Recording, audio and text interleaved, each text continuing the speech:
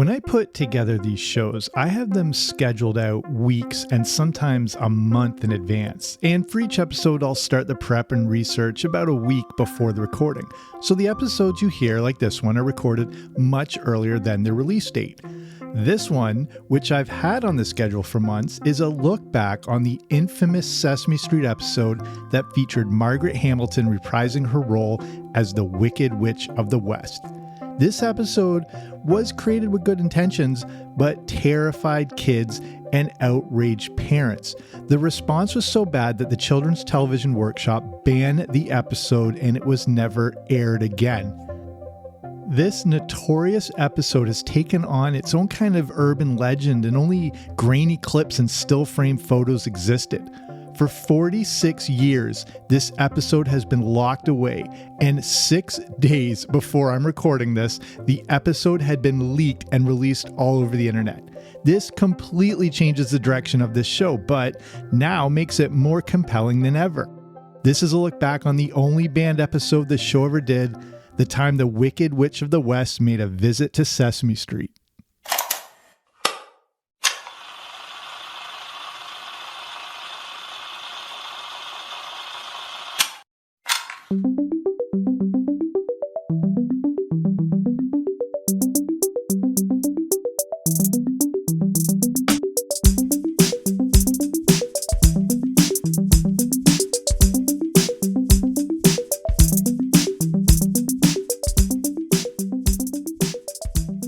Be like me in that you were born in the late 70s but grew up in the 1980s. I grew up in Canada, so we had our own versions of children's programming such as Polka Dot Door, Mr. Dress Up, and Today's Special, but Sesame Street was of course in the mix. Like every other household in North America, Sesame Street completely captured my imagination. With its perfect blend of entertainment, education, and Muppets, the show has become an institution and staple in children's programming.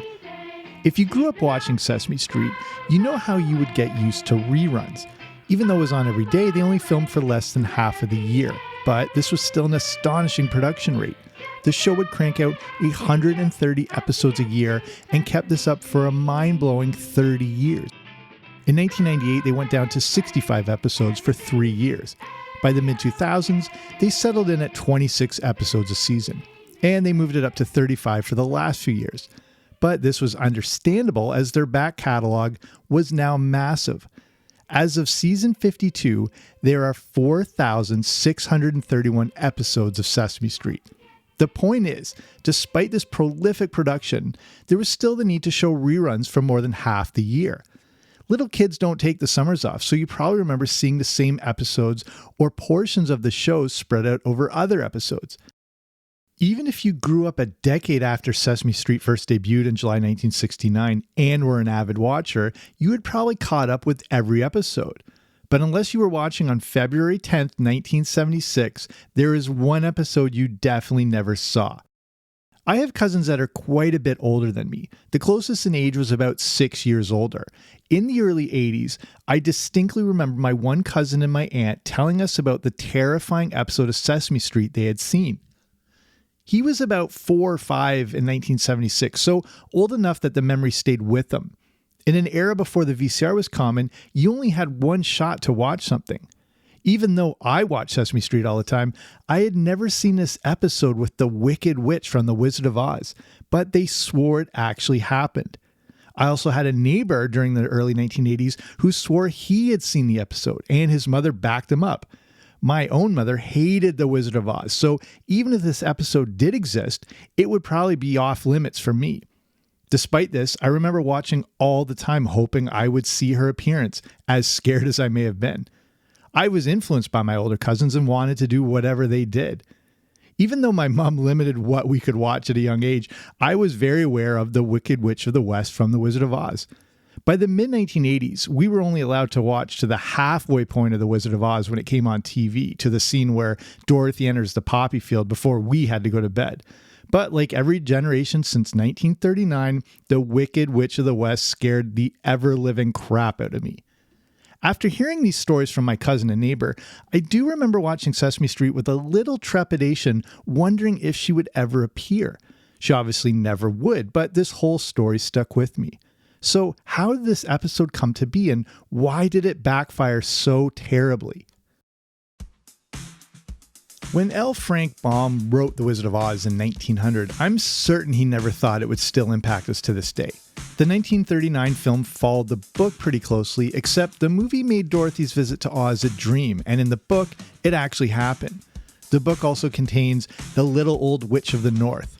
For the character of the Wicked Witch of the West, Baum had her even more evil than she appears on screen. But when it came time to make the film, they tried to capture the true wickedness of her. But a few additions were made. First, in the book, she never had a broom but an umbrella. And the movie introduced the concept of the green skin. She also had an eye patch in the novel, and we were wondering, was the green skin to make her look more reptilian and evil? So, who was going to play this notorious character? Enter 37-year-old Margeret Hamilton. Born in 1902, Hamilton was actually a school teacher and spent time performing in children's theater. She loved acting and would be cast in several movies before being cast as one of the most iconic characters in film history. Hamilton was actually the second choice to play the Wicked Witch. The first choice, Gail Sondergaard, was considered too glamorous. They unfortunately wanted a, quote, less attractive witch. Hamilton jumped at the chance to be in the movie as she had loved the book for years, but was taken aback when they told her they wanted her to play the role of the Wicked Witch. He said, they're sort of interested in you for a part in The Wizard of Oz. And I said, oh, gosh, think of that. I said, I loved that story from the time I was 4 years old. What is it? And he said, well, the witch. And I said, the witch? And then he said the final thing. He said, yes, what else? Over the course of filming, Hamilton was famously injured in the fiery exit scene in Munchkinland. The burns she suffered caused her to be in the hospital for 6 weeks. Despite appearing in over 50 TV shows and over 80 films, it was the role in The Wizard of Oz which would be her most famous. The movie forever changed film and frightened the life out of a generation of kids. But this fear continued well past 1939, as every era that rediscovered the film would also be frightened by the Wicked Witch of the West. The thing is, they intended for even more frightening scenes in the film, but didn't want to completely traumatize children. And the truth is, Margeret Hamilton appeared to be the gentlest, sweetest, and the kindest lady you would ever meet. It was her worry that her portrayal of the Wicked Witch would scare children too much. They would never get to know who she really was and would only ever see the witch. For her entire life, Hamilton has been a powerful advocate for causes to benefit children and animals. She was also a Sunday school teacher. At her core, she was still a kindergarten teacher, and despite her successful Hollywood career, she was committed to public education. I definitely understand her concern. There was no promise that The Wizard of Oz was going to be a hit, let alone one of the most important films in movie history. I can see how this would have just been a gig for her, and I wonder if she had taken the role knowing the negative impact it would cause on so many children. Many kids were genuinely too frightened to meet her. I imagine this was a tough way to go through life. The role gave her fame, but also caused kids to be scared of her for generations. Hamilton has said that while filming, they knew the character would be scary, but had no idea how scary once they saw the final product. Every generation would discover The Wizard of Oz, but Hamilton had moved on from the character. But in the mid to late 70s, a resurgence of sorts happened. This was getting to be the later stage of Hamilton's life, and her primary interests continued to involve pets, education, and children. Remember, at her core, she was always that caring kindergarten teacher. Hamilton saw the impact that the Wicked Witch had and took opportunities to lessen that impact of the character. But she preferred that any appearances she would make be education-based. It seems as if she was pretty much done with show business, but preferred to use her name and legacy to do some good any chance she got. One key and very famous appearance was when Margeret Hamilton appeared on Mr. Rogers. This was in 1975. You can still watch these segments on YouTube. And the difference here is she's appearing as herself and not the Wicked Witch. This genuinely sweet lady explains her experience as the Wicked Witch of the West, but is using it as a teaching moment for kids. She explains how the witch has never got what she wanted, and this is behind her wickedness. Hamilton is trying to explain how all of us go through periods of unhappiness, and the Wicked Witch is no different. Ultimately, the Wicked Witch was just lonely and unhappy. Interestingly, the theme of the true Wicked Witch would be explored in the novel and then musical Wicked decades later. Hamilton's appearance on Mr. Rogers completely humanized her to generations of kids and adults who had probably never seen her interviewed in this capacity. Since Mr. Rogers was such a popular show, many people were seeing the real lady behind the witch for the very first time. In the Mr. Rogers episode, Hamilton puts on the Wicked Witch costume to show kids what the transformation was like, complete with the Wicked Witch's voice. It helped to show it was a real lady just playing dress-up to perform this iconic and scary role. Despite being 72 years old, without the green face paint, and the fact it was 36 years after the movie came out, it's remarkable to watch this transformation happen. Hamilton had reservations about even putting the costume on, but Rogers assured her that it was important to show the kids how she was only playing a character. Fred Rogers did a great thing for Margeret Hamilton by allowing everyone to see what a sweet lady she was. It also helped teach kids about the process of performing and to see how everyone struggles with feelings of unhappiness. Basically, they had nothing to be scared of. The appearance on Mr. Rogers did wonderful things for Hamilton, the character, and the kids who had been scared for generations. Unfortunately, much of this would be undone less than a year later. It's pretty amazing to realize how long Sesame Street has actually been on the air. The show first debuted on November 10th, 1969, but even 7 years later, the show is still in its relative infancy. Everyone saw Hamilton's appearance on Mr. Rogers, and Sesame Street was also interested in having her appear. Sesame Street was growing in popularity, and the lessons taught on Mr. Rogers would work perfectly for Sesame Street.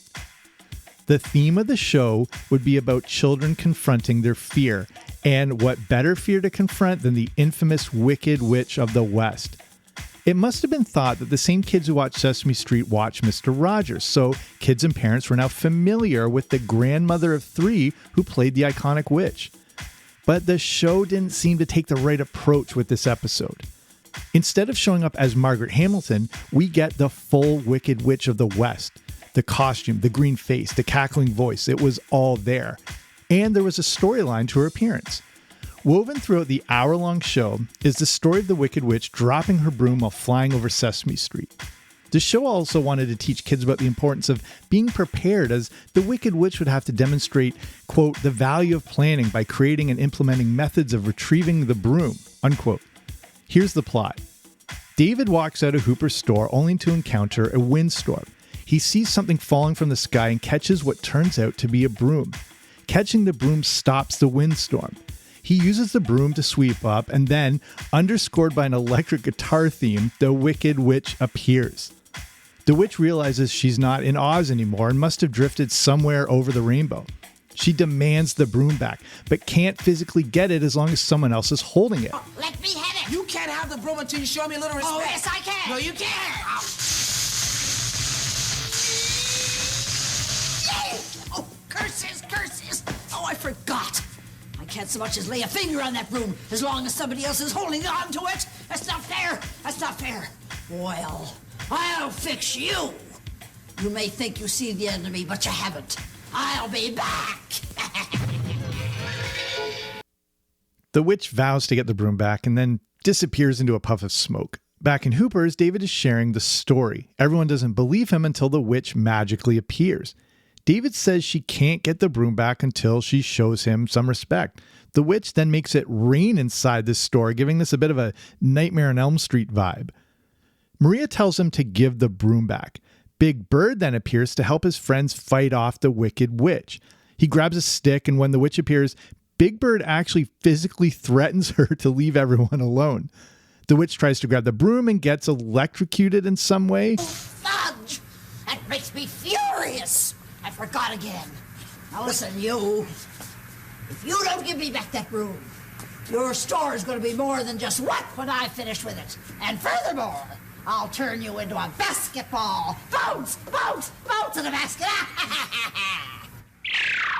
And as for you, my fine feathered friend, how would you like to be turned into one of these?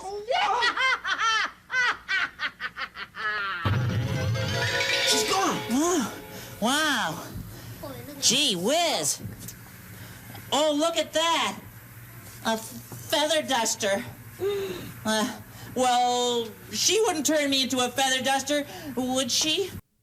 After taunting and threatening Big Bird about being turned into a feather duster, she leaves, leaving the feather duster smoldering on the ground in a pretty creepy scene. The witch then appears in front of Oscar the Grouch's trash cans and tells him everything that's gone down. An idea comes to the witch, and she transforms herself into sweet old Margeret Hamilton. Using this disguise, she goes into Hooper's that Big Bird is now guarding with a baseball bat and hockey stick, and she asks if she can hold the broom that she sees David with. They suspect she is the witch, but tell her she has to be nice if she wants to hold the broom. She relents, says please, but turns back into the witch once she grabs it. She leaves, vowing to never return to Sesame Street again. Faster, broom! Faster, faster! Oh, this is glorious, glorious! Back to Oz where I belong!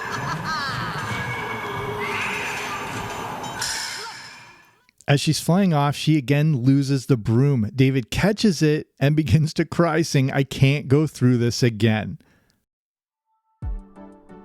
Episode 847 of Sesame Street, entitled The Wicked Witch of the West Loses Her Broomstick, aired on February 10th, 1976 as part of the 7th season. And as you can guess, it scared the living crap out of a lot of kids. The theme of confronting fears completely backfired for the Children's Television Workshop. The episode received immediate backlash. Not only were kids scared, but it seemed to trigger something in parents who also grew up scared of this character. Maybe we're more desensitized today, but back in 1976, children's programming was arguably tamer. This episode completely threw off the tone that Sesame Street had spent 7 years creating. Older kids would have no problem with this, but they weren't the ones watching. The show is always produced with 3 to 5-year-olds in mind. This is also the age that some of the characters portray, such as Snuffleupagus, who's supposed to be 4 years old, Big Bird, who's around 5, and Elmo, who is even younger, for example. By the way, have you ever seen the original Snuffleupagus that debuted back in the early 70s? If you haven't seen this, you'll just have to do a Google image search, but prepare not to sleep that night. But analysis has found that even younger kids have been watching Sesame Street.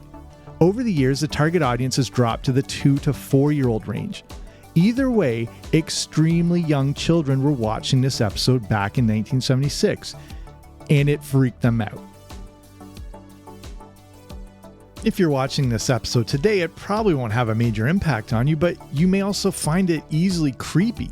However, you have to put yourselves in the shoes of a 4-year-old or younger who are turning in to watch Ernie and Bert and to see how words are spelled. Parents understandably flipped out. When you put a show on like Sesame Street for younger viewers, you do it with the trust that what they'll see is catered to them. Shows like Sesame Street can serve as a babysitter while a parent is taking care of other things. You can leave your kid in front of the TV knowing it will be beneficial for them. This was also a heavily promoted show, as it was a big deal to have Margeret Hamilton reprise her role as the Wicked Witch of the West.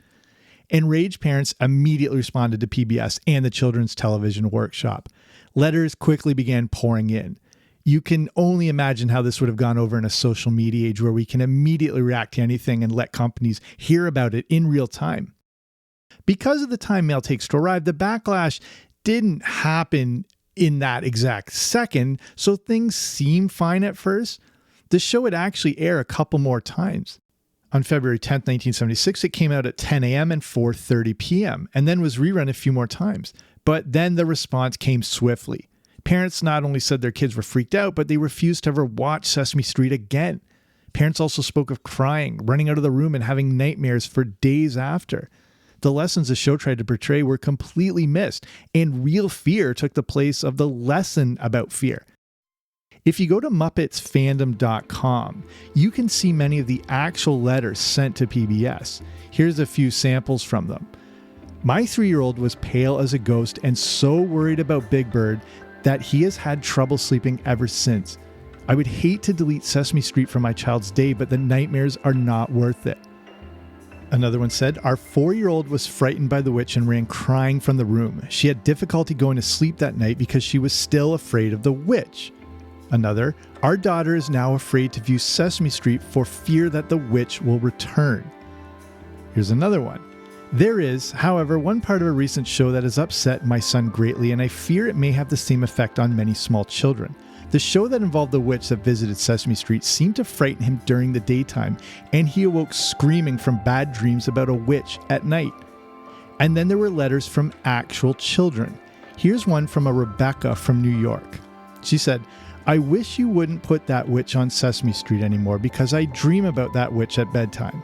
I have been dreaming that witch again and again and again and again, so much that I've been getting so tired of it that I can't think of anything else to dream about."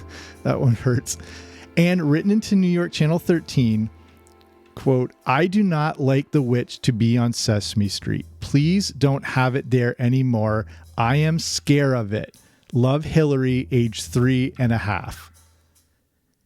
It's not that child psychologists for television programming weren't a thing decades ago. They just are not at the level they would be in the future.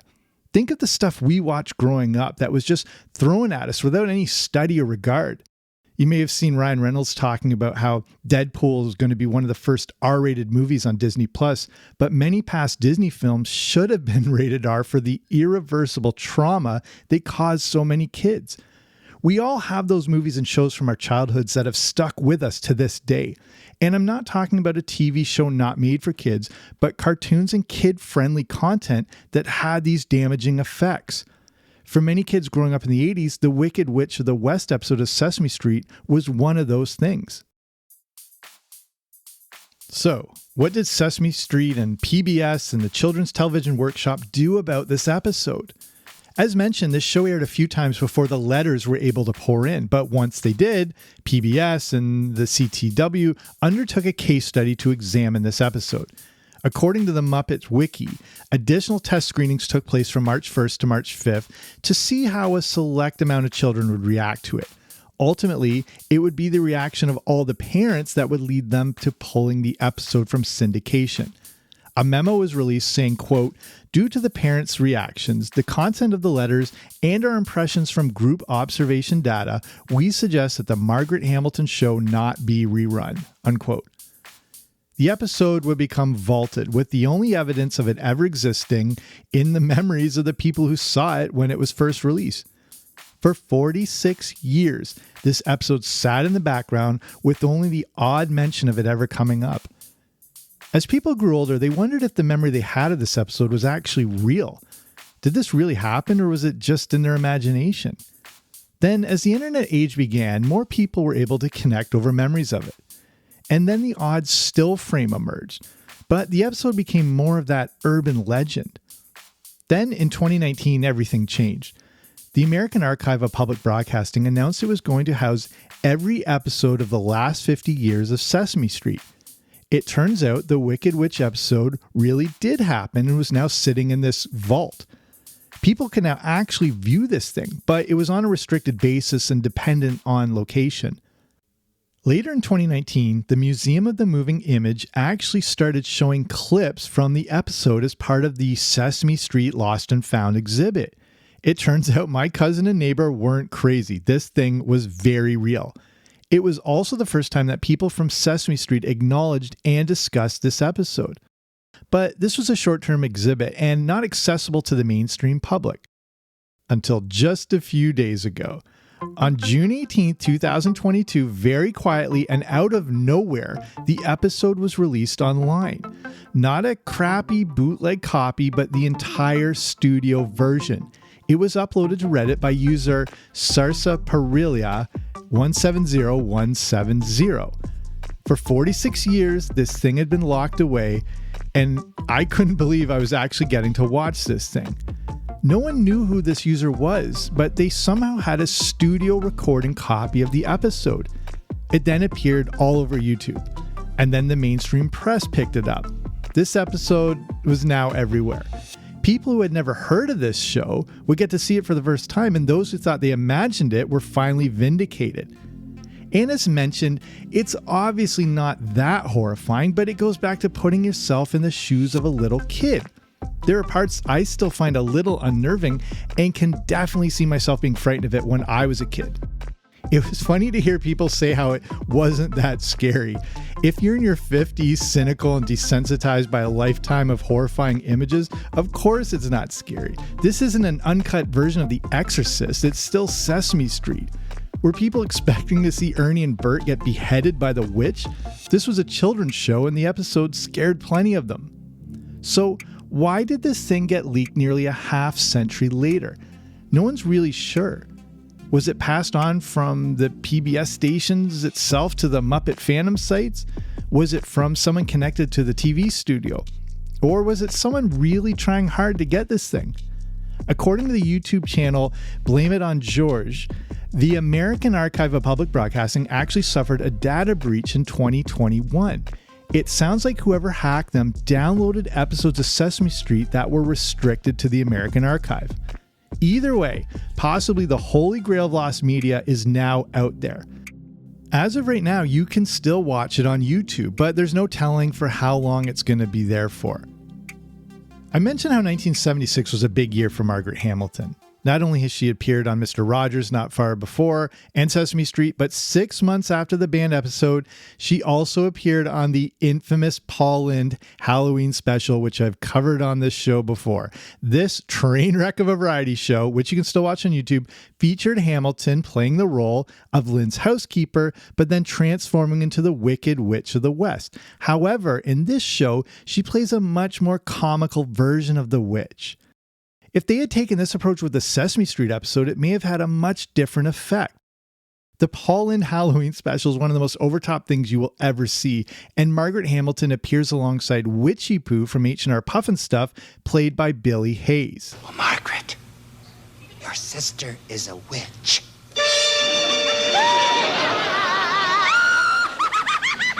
I'm getting out of here. Oh, don't be alarmed, Mr. Lynde. There's nothing to be frightened of. My pretty. My pretty. My pretty. You're witches. That's why we brought you here. We want you to help us out. I don't do benefits. Well, we're trying to soften the image. We've had some bad press. Come on, Mr. Lynde. Give a ghoul a break. A ghoul? In this performance on the special, the Wicked Witch is completely cartoony and would have made for a much better performance on Sesame Street. Kids could have seen the Wicked Witch of the West in a much different light, and the lessons of fear could have been more effectively shared. But obviously things didn't go that way. What we got instead was one of the most famous band episodes of television ever, and now it's finally been released to the world. The only thing left to be released by Sesame Street now is their only other band show, the never-before-seen Snuffy's Parents Get a Divorce episode from 1992. But that discussion will have to wait for another time. Now off to bed. Okay, let's just finish it there. Like I said, a show I've had planned out for so long, and the amazing coincidence that the actual episode would be leaked right around the time I had this, which completely had to make me retransform everything and put this all together, but still an amazing thing to look back at. And like I said, one of those coveted pieces of lost media from the last 50, 60, 70 years of entertainment we've had. So thank you for listening. Hopefully you found this interesting. You may have never heard of this before, but hopefully now you have a little more insight to it. And as we finish up, if you're in a position to do so, you could consider sponsoring this show at Patreon.com. So that's the platform. For as little as a few dollars a month, you can support this show. And the difference here with the support is you get access to different audio rewards. So I've got the Everything 80s movie review podcast over there and the opportunity to get shoutouts and bios on the show. If you want to learn more, if you're interested, you can just go to patreon.com/80s. So it's patreon.com/80s, or wherever you're listening to this on, there should be a link that'll take you right there. Okay, that's it for me. Thank you for listening. I'll be back soon with a new episode. Don't you dare miss it.